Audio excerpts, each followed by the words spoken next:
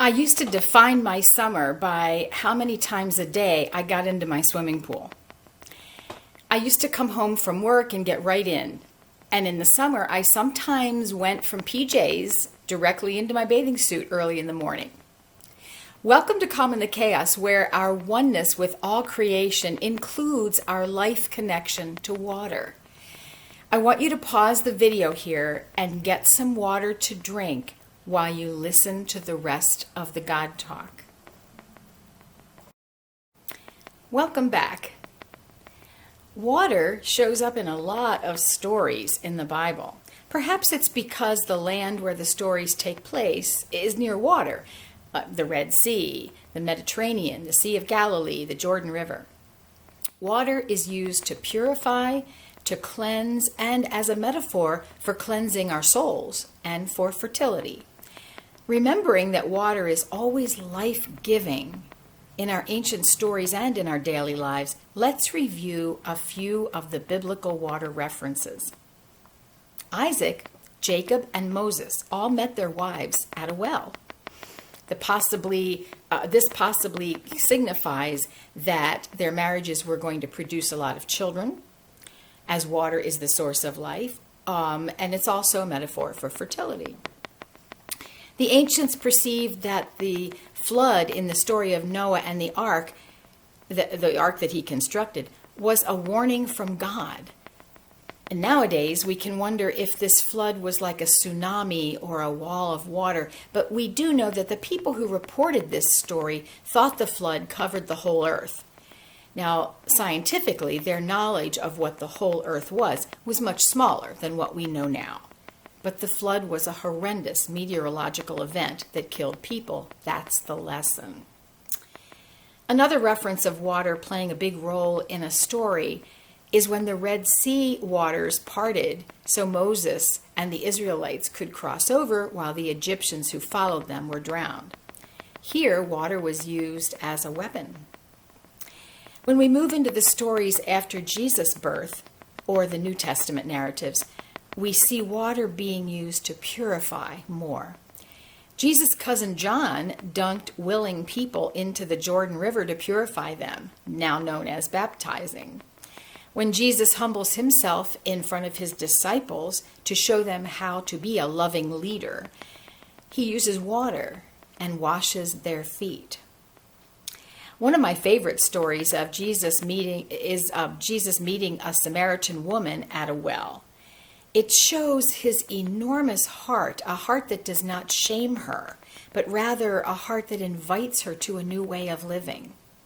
A life where she drinks of the living water, a metaphor for the deep unconditional love that is God.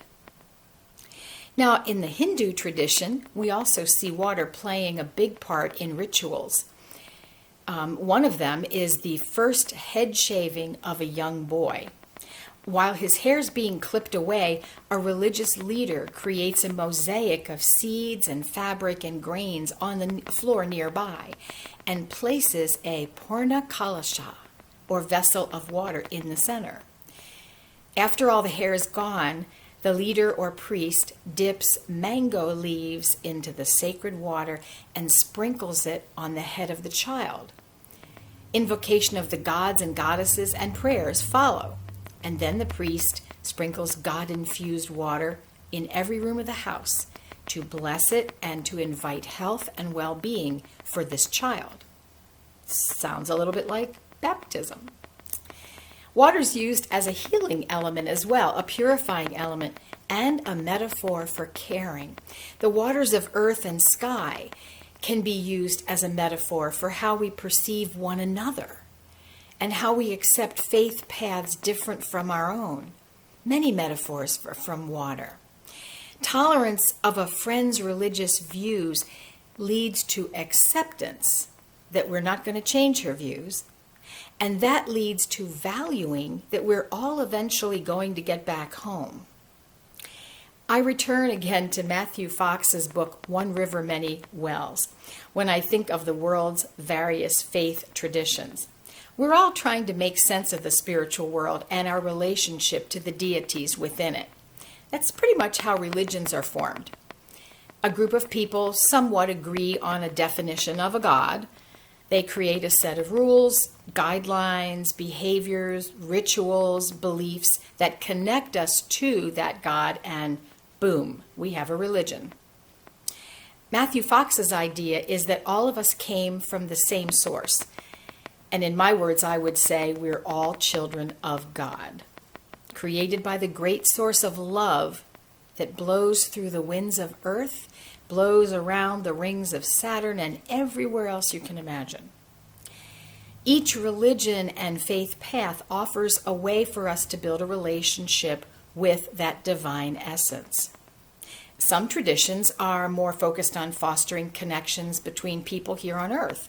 Some encourage a life that results in a salvation called heaven. Others regard personal growth, which leads to a core of calmness while we're here on earth.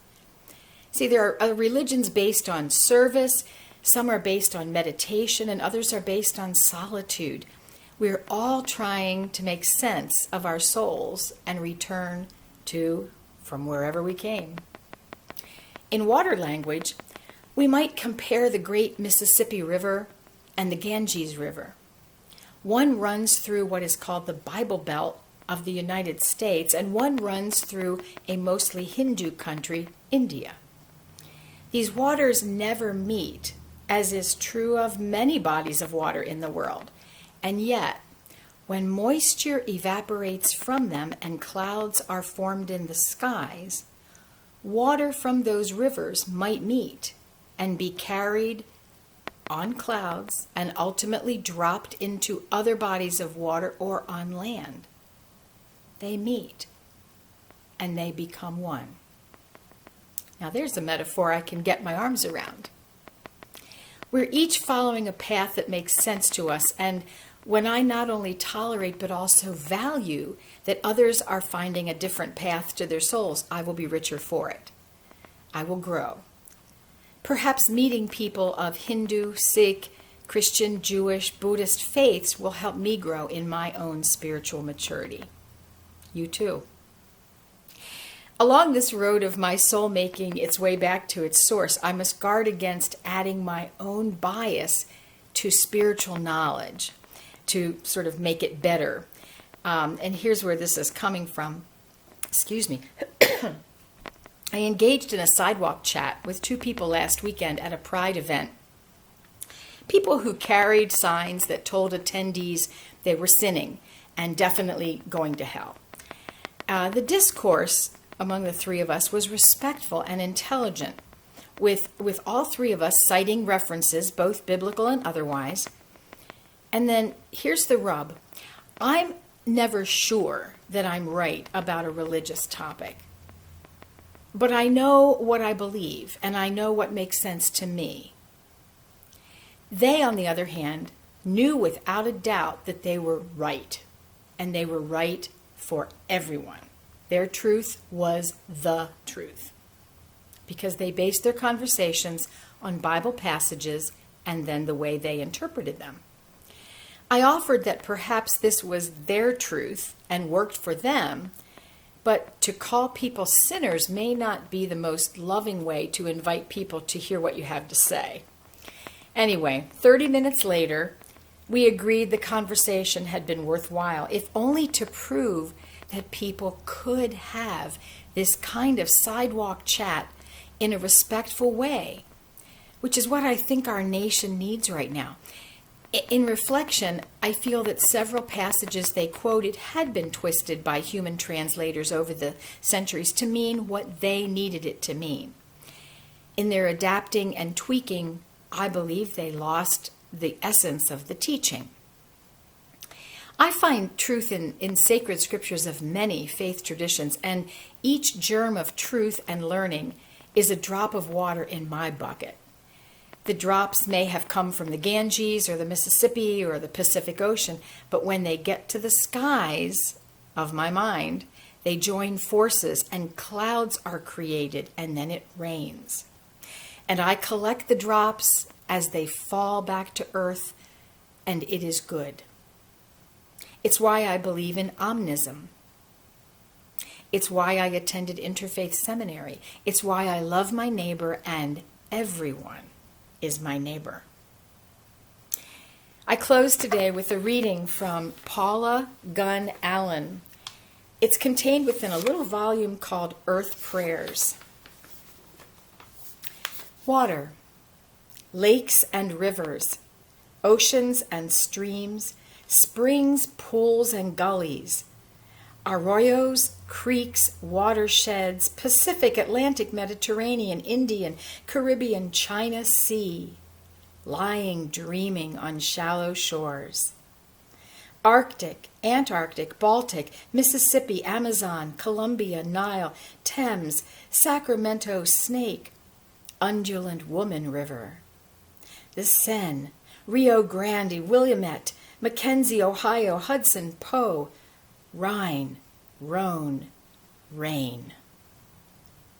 After a lifetime of drought that finally cleanses the air, the soot from our eyes, the dingy windows of our western home, the rooftops and branches, the wings of birds, the new light on a slant, pouring, making everything new.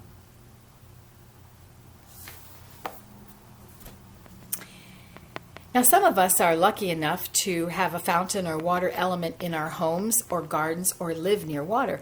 But today, all of us will have the sound of water in our ears as we meditate. Our listening recommendation is peaceful music accompanied by water sounds. Blessings on all.